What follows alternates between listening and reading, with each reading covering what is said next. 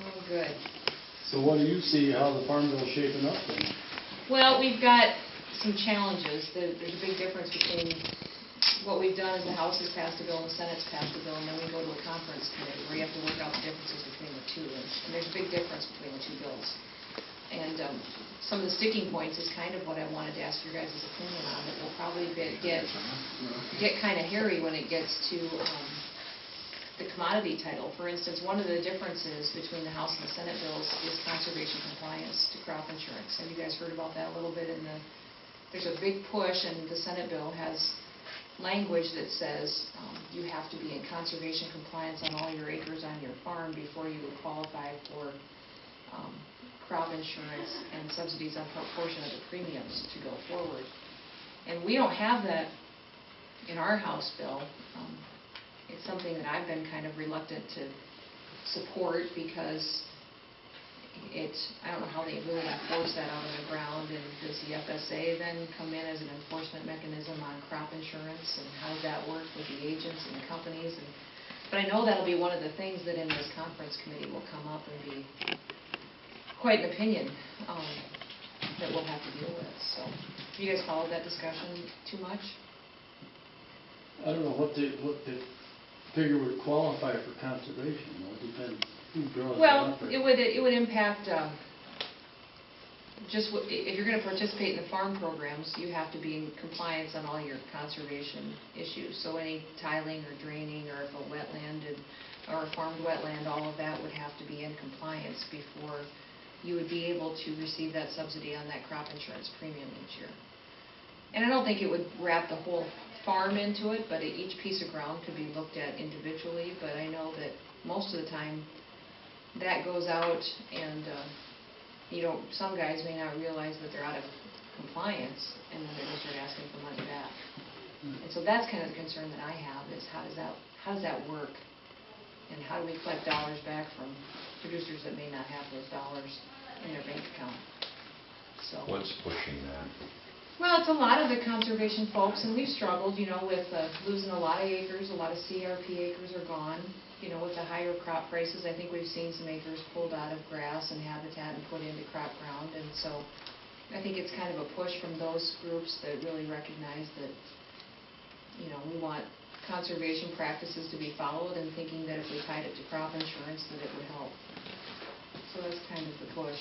So it's the same rules that were tied to direct and counter-cyclical payments before? Yep, same rules that would just apply then to crop insurance. Which crop insurance has always been separate before, but this would wrap it in to that. Works in the Farm Bill. A big sticking point has been how much funding for the food stamps program should be cut. Yeah. What do you think is a realistic amount? Well, for me, I really liked the bill that we had coming out of the House Ag Committee. It was about a $20 billion reduction in spending on the food stamp program, but it was bipartisan. The Republicans and the Democrats in the committee both voted for that bill because they thought that some of those reforms we put in there were good. Now, the Senate Farm Bill has $4 billion worth of savings on the food stamp program. In the House, the final bill that we put together on the floor had about $40 billion. So that's a big spread to try to meet in the middle on. But I think that if we can find a bill that gets some agreement somewhere in the middle. I've told everybody, how are you doing? Good. Hey, good to see you. I've told people that we need to focus on a few policies that make sure that people need the help to get it, and still make sure we have some savings for the taxpayers. We should be happy in the middle there somewhere. We're not going to, there's some people in the House that would like to see the $40 billion stay, but it's just, we're just not going to end up at that point. So some of the reforms we put in is a lot of people weren't having to prove their income to qualify for food stamps.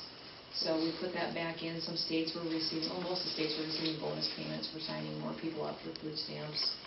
There's a lot of dollars being spent on advertising, things like that. So I just think if we go in there and say they have to prove their income, take away the incentive payments to the state, make sure that people don't qualify by calling an 800 number or by getting a brochure in the mail.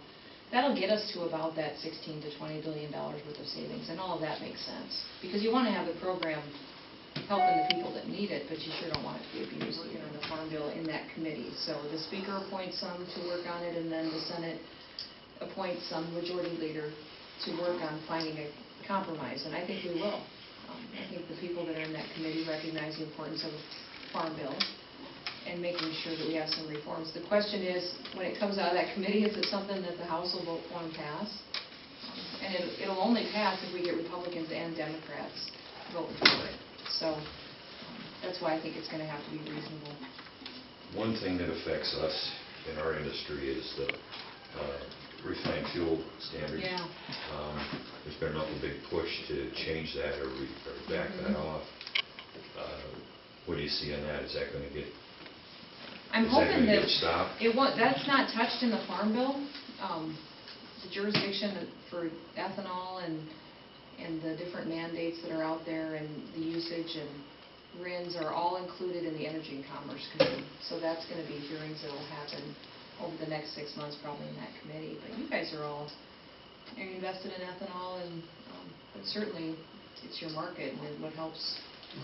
We'd be in a mess in South Dakota if we didn't have the ethanol market right now. Well, not only is it our market, but it employs a ton of people. Yeah. And it isn't just the corn growers, it's the livestock feeders Yeah. too. So it's a pretty important part of We our. have to tell that story more often, that it's the the byproducts are such an important livestock source, feed source, because so many times the perception in D.C. is that we're fighting the livestock guys, and that's been out there too. We've had some livestock organizations that are saying that ethanol drives up the price of their feed because it's creating a demand for corn that they could be feeding. But in our part of the world where ethanol is produced and developed, there's a lot of guys who wouldn't know how to get by without distillers' grains. So we've got to make sure that we talk about that more often, because people in D.C. think that we're taking food out of a lot of livestock's mouths to create ethanol and then mandating that people use it, and that's not a true picture of the story out here. Well, there's been a lot of advertisements by Big Oil to put a stop to it, and I don't think they're telling the whole truth. Yeah.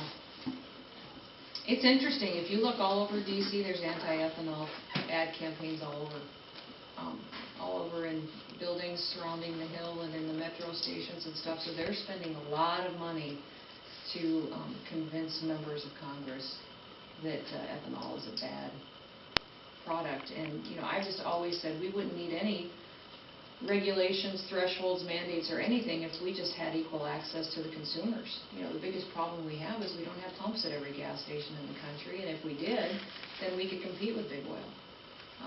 But we don't, and until that happens, we're going to have to make sure that we try to level the playing field a little bit.